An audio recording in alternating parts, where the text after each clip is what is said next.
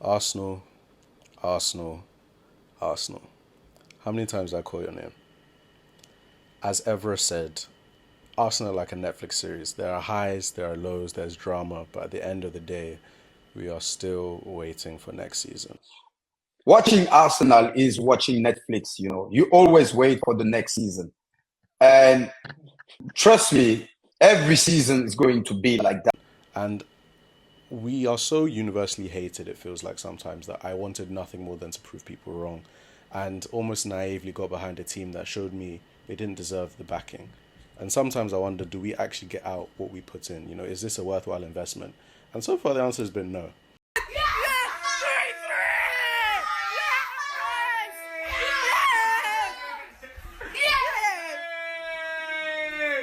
All of that shouting and gesticulating over a 3-3 draw at Crystal Palace. And then this one was after we beat Luton 3-2. So you get my point.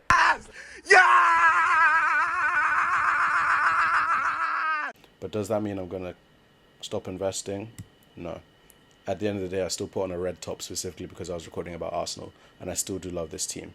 It's like having a child and scolding it. Just because I'm mad at you doesn't mean I don't care about you. I say that as if I have kids. Arsenal are an emotional investment. I feel like that's the simplest way to put it. The highs are high.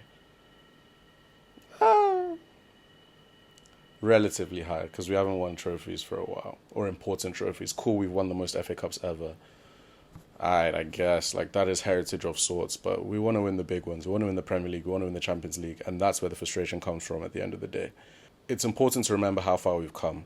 Because I remember what it was like in 2020 and 2021 to finish 8th. To go on a November where we didn't win a match. We won one match and it was a 1-0 Aubameyang penalty against United because United.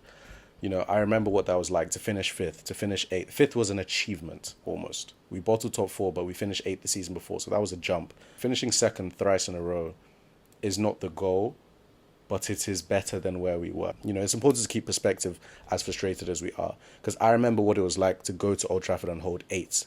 I'd hate to be an Arsenal fan. I remember that. I remember going to Bayern and holding 5-1 multiple times. I remember facing Chelsea and losing 6-0 on Wenger's 1000th game. I remember going to Tottenham in 2022 and holding 3. I remember going to Anfield and holding 5. City were our dads for like 5 years. So it's important to remember where we came from and appreciate the progress, but the key thing about life is that expectations shift with time. Football is dynamic, time is not stagnant. So cool, we've achieved all these things. We haven't lost to a top 6 team since 2023 May or April, whenever we went to Etihad and pulled our pants down, when people were telling us that, oh, you can win the league with Rob Holding, that we had no excuse. Opposing fans, sometimes I feel like people are intentionally stupid when it comes to Arsenal sometimes. But that's a topic for another day, because Rob Holding could not get minutes for Crystal Palace, but he was good enough to win Arsenal the title when Saliba got injured. Are you hearing yourself? We haven't lost to a Big 6 team since then. And that's impressive. None of the others have done that. That's unbelievably impressive.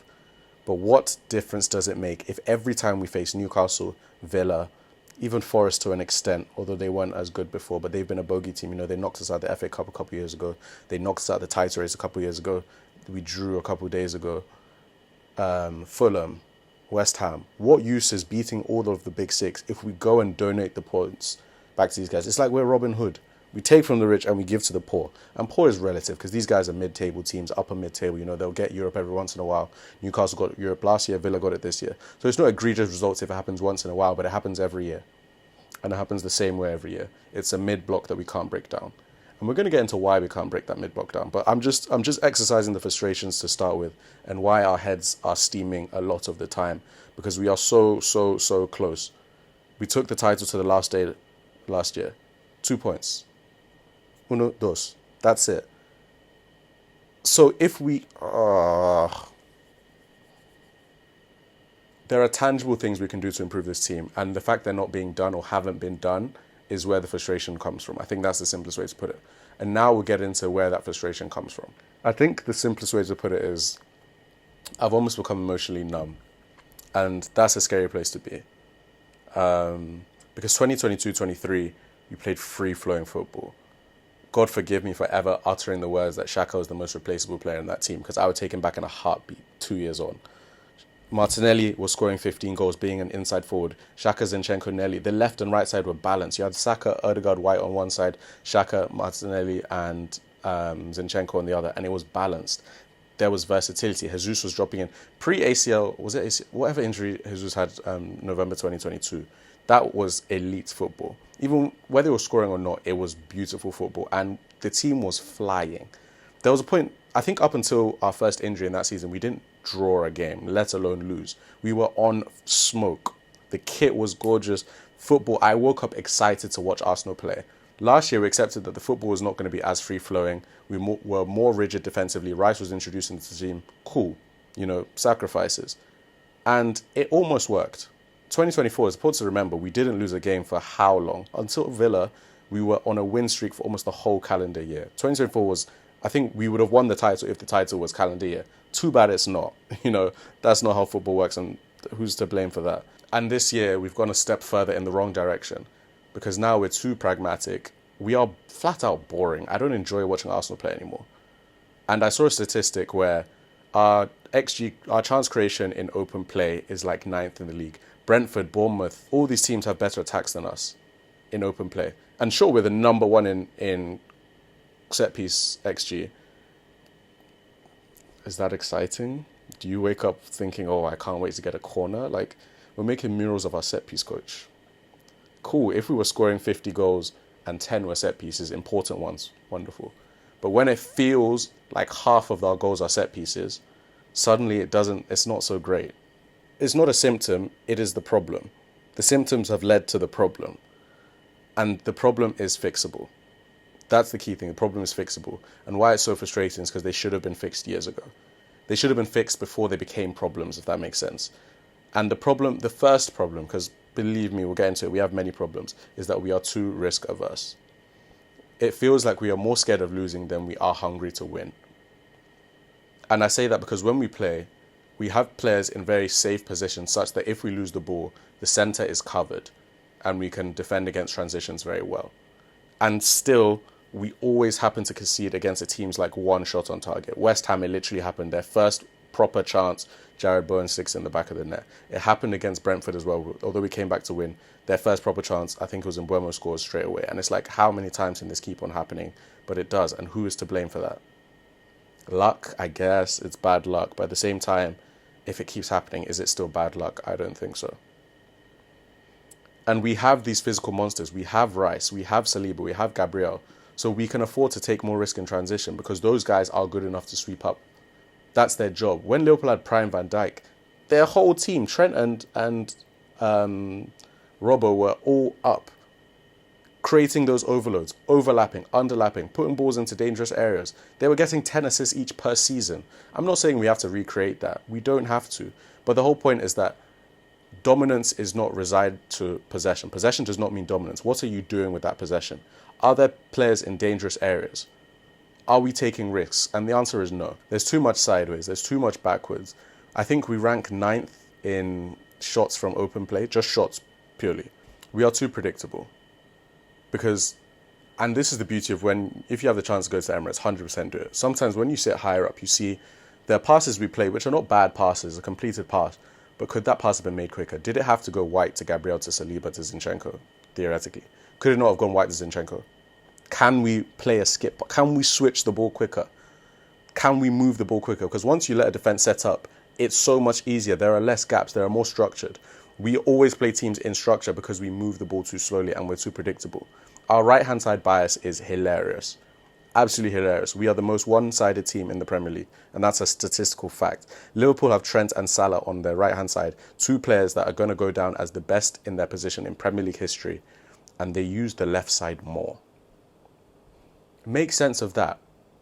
It doesn't make sense how we are so right-hand dominated when a team with the players of that caliber are still balanced, because you have to be balanced. If I know you're coming this way, I'm going to adjust to you coming this way. I'm going to send extra bodies that way. If I'm almost daring you, I dare you to go that way and prove that you can score that way. And we can't. And that's because of a variety of things. That's because oftentimes our midfield is so right-hand side biased that Martinelli is ostracized on that left side as a touchline winger when that is not his strong suit. He's an inside forward that has scored 15 Premier League goals in a season before. So why would you play him as a touchline winger? What kind of sense does that make? And if you want a touchline winger, buy a touchline winger. Don't force somebody. We have such limited profiles in our team that we can't vary things. And when we buy, it feels like we buy for depth. When Man City bought Mahrez, Sane and Sterling were the best wing pairing in the league. When they bought Marmoush, Doku, Grealish, Foden, they have the options.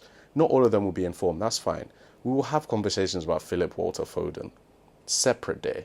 Jack Grealish, the what he gets away with, scoring 1 goal in a calendar year, is... Should I say it? Another day. But you can see the intent there. They buy Kusanov, and Kusanov is starting games. Stones is always injured. Akanji, Ake, they're all there. But they're buying players that is like, okay, you can start straight away. They're not buying to make up the numbers, and it feels like we do sometimes. Because Mikel Merino is just a guy. He's not good. He's not bad. He's just a guy. Merino is not making anyone shake in their boots. Merino has not changed the dynamic. Merino does not move the needle. And we do not have enough needle movers. We do not have enough players that can grab the game by the scruff of the neck and say, I'm winning this game. We simply don't. And Saka is our most important player. He's the only one that I can even look to in such a situation to create something out of nothing. But it can't just be him. It literally can't.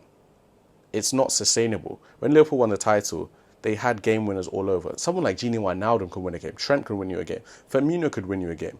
Salah, what's understood ain't got to be explained. Mane can win you a game. That's 5 off the top of my head. City, I don't even need to go into City. 2022, when they won the title with no striker, they had 7 goal scorers with 8 goals or more. Gundogan, dog. KDB, player of the year. Less said the better. Foden, dog. Water. But you get the point. They had people chipping in from everywhere. And when I slander Foden, by the way, this is sort of tongue-in-cheek. I'm very aware that he's a very talented footballer. He just gets coddled and doesn't produce enough considering the talent he has. Sometimes it's just like turn and shoot, man, or who. And we're talking about how can England build around Phil Foden? How can England build around the players that perform in an England shirt? How about we start there? How about you build around Bellingham and Saka? Cole Palmer, which again, we'll get into Palmer as well on another day. But you can see why Arsenal fans are frustrated. We don't use bounce passes enough. We don't have players that are comfortable receiving the ball on the half turn and driving and just running at defence, and you adjust to what happens. If the defence moves forward, that's a space for somebody. If they don't, you let off a shot. You take risks. Football is about taking risks. Mason Mount, when we signed Havertz, I thought we should have signed Mount. And obviously, in hindsight, this would not have panned out because of his injuries, whatever. But Mount is one of the best players I've ever seen at receiving the ball on the half turn and driving or picking out a pass after the fact. And at the time, his chance creation was like, oh, he takes set pieces, blah, blah, blah. Looking at the way we play now with these corners, like against Forest, we had 11 corners and less than 1 XG. Yikes. Brother, what's that? What's that, brother? Yikes. 65% possession, 1 shot on target. Yikes. Not sustainable football, but just on the corner point, Mount would have fit straight into this team. The fact that Arteta signed Havertz instead is very damning. Because what did he think Havertz was? Or who did he think Havertz was? Who did he think he was going to be?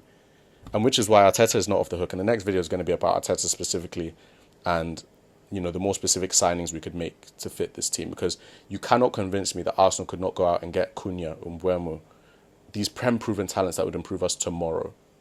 You can't convince me we couldn't. Why can't we go get Semenyo? Why can't we go and get Eze? Why not? Teams like Ipswich, I'm not saying we should sign him, but Liam Delap has 12 goals. There is no Arsenal player in double figures this season. Havertz has 9, Martinelli has 6, Saka has 5, Marino has 4, Gabriel has 4. We may finish the season without a 10 goal scorer, a double-digit goal scorer, and we wanted to win the league. Is it magic? Is it crack? How is it going to work? Football is about scoring goals in case we got. Yes, we have the best defence in the league in terms of least goals conceded. Liverpool have more clean sheets, but we have the same goals conceded. So I guess theirs is the best, but whatever. Actually, no, they played a game extra. Actually, that makes it more impressive. Ignore me. But you get the point. Like, there are players who would improve us and provide profiles that we simply don't have so that we have variance. We can adjust to different game states. Merino off the bench as a striker, cool, that's an interesting option, and it worked against Leicester. Starting him, I could have told you it wasn't going to work. Because Nuno said it. A team with no striker means, okay, we can take one out of defence. The game's going to be won and lost in the midfield. And the game was drawn. We created next to nothing. If you don't have dynamic threats, teams won't respect that. Why didn't we buy Isak years ago? Why didn't we buy Vlahovic? Why couldn't we get Gyökeres? It's very, very simple. And to solve that right-hand bias, we need a dangerous touchline winger. And I could have told you that a year ago. Rafael Leao. And it's easy to say, I know, but he's not the only option. He's the best option because Nico Williams is not leaving Bilbao. The sooner we forget that idea, the better. But why is there... It feels like we go after one player, and if we don't get him, cool. No, you go after one, if you don't get him, option 2, 3, 4. It's got to be boom, boom, boom. We went after Watkins, 40 mil, really? For a striker that scores 20 in the league, really? When they're selling Duran, really? And they wanted 60. Pay it. Obviously, it's easy to say, it's not coming out of my pocket, but pay it. If we want to win now, pay it. And there's a sense of arrogance that, oh, Saliba is young, Saka's 23, Rice is 26, Odegaard's 26. We're going to be competing for a while. Sure, if they stay. What's stopping Saliba or Saka from going to Real Madrid in a few years? We clearly think they're good enough. I'm sure other teams think they're good enough. So what's stopping them from leaving? Saka's case might be different because he loves the club so much. Saliba, they all love Arsenal. And I truly believe they enjoy being there and want to win and are ambitious. But at some point, you can't give grace forever. Van Persie left eventually. Fabregas left eventually. Nasri left eventually. We have had so many top world-class players who have had teams around them that were not good enough. And Saka is falling into that category, so is Saliba. Even though Gabriel has been better than Saliba for like 2 years now, but that's a separate discussion. So if we do not show the intent and make the signings that we clearly need to make, how do we convince these big boys to stay? Because why should they?